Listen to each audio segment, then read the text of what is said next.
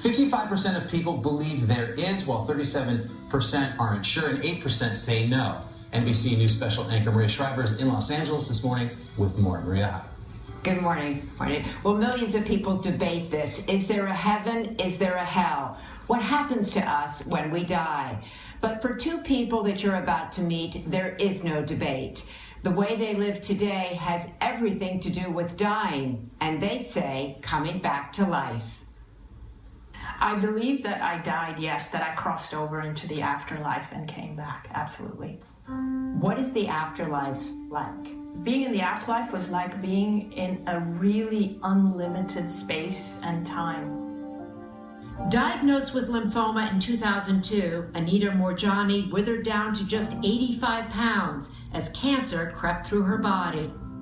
I had tumors, some of them the size of lemons, and these tumors were from the base of my skull, all around my neck, under my arms, my breasts, and all the way down to my abdomen. One February morning in 2006, Anita slipped into a coma where she says she died and crossed over.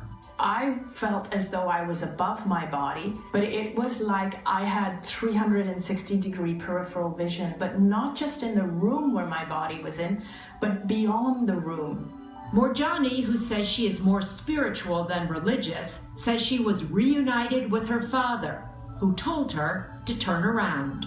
He said that I've gone as far as I can, and if I go any further, I won't be able to turn back.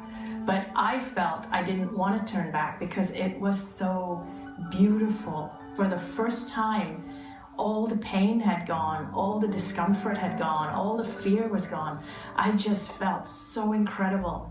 Although reluctant to return to her body, she said she had a realization that if she did, she would heal quickly. Within 4 days, my tumor shrunk by 70%. Do you think that your experience with death allowed you to actually live the life you're living now?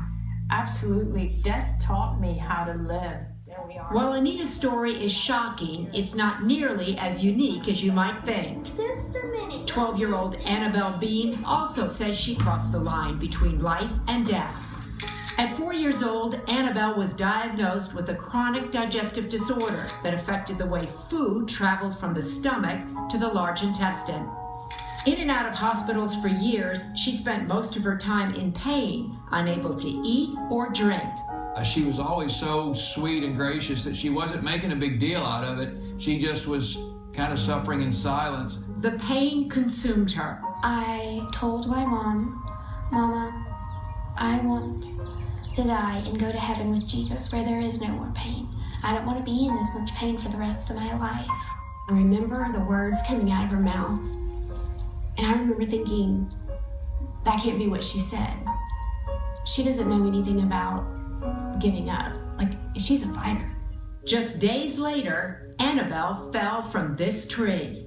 And I just remember hitting my head 3 times on the way down and just falling. Sitting 30 feet up with her sister Abby, the branch started to crack and Annabelle plummeted headfirst into the hollowed-out tree.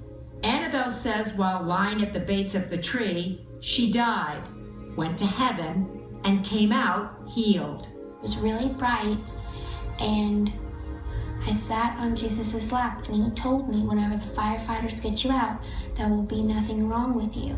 I asked him if I could stay, and he said, No, Annabelle, I have plans for you on earth that you cannot fulfill in heaven, but I am going to send my guardian angel with you. A few days later, Annabelle shared her experience with her family. She was very matter of fact, very, this is what happened, not at all animated, just here's the facts.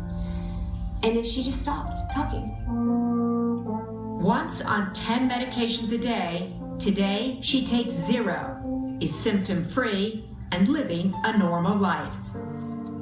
The tree still sits in their front yard, recently blown over by weather, with a cross Kevin carved after the accident. I'm grateful for this tree. I'm grateful that God blessed us through this tree, but it's a tree. And for Annabelle?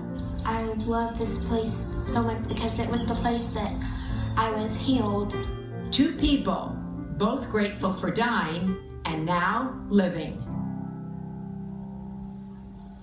Annabelle's story has been turned into a book, Miracles from Heaven, and it was written by her mom, Christy Wilson Bean, and it will be in stores later this month.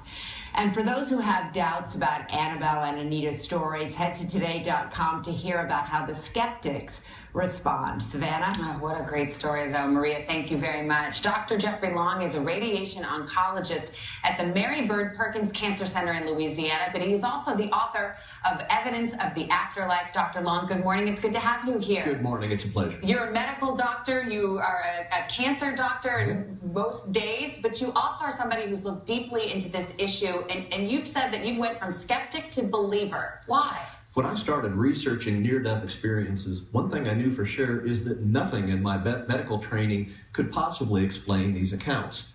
I've researched nearly 4,000 near-death experiences, and I've come to believe, based on evidence, that near-death experiences are, in a word, real. So you can really die and come back? I mean, is that the way we should be thinking about it?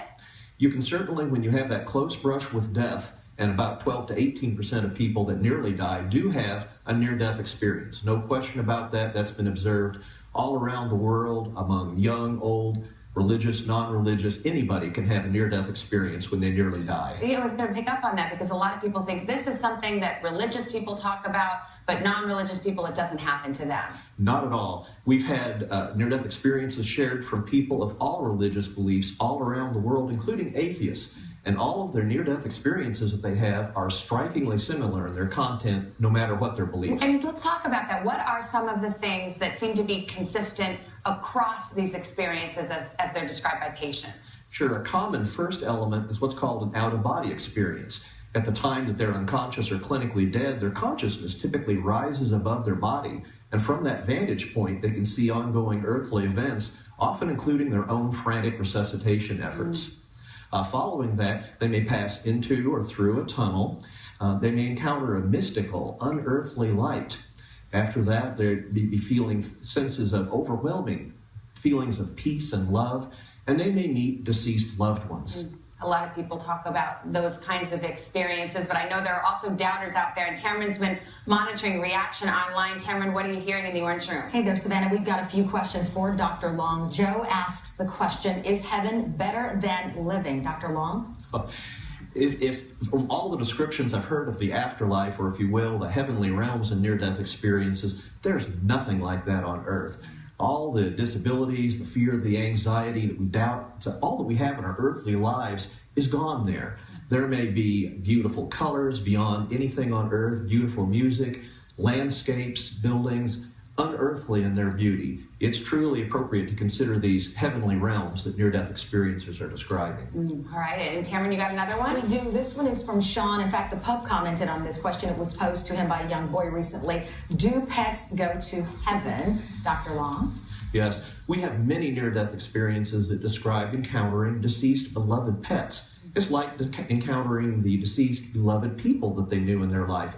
These are joyous reunions, and even if the pets died of a debilitating, disfiguring illness, like with people in near-death experiences, they're always picture-perfect health. Well, it's such an interesting conversation, Dr. Long. Thank you for being here. Tamron, thanks to you as well. And by the way, he will answer more of your questions on Twitter, so keep them coming. Just use the hashtag BelieveToday. Carson.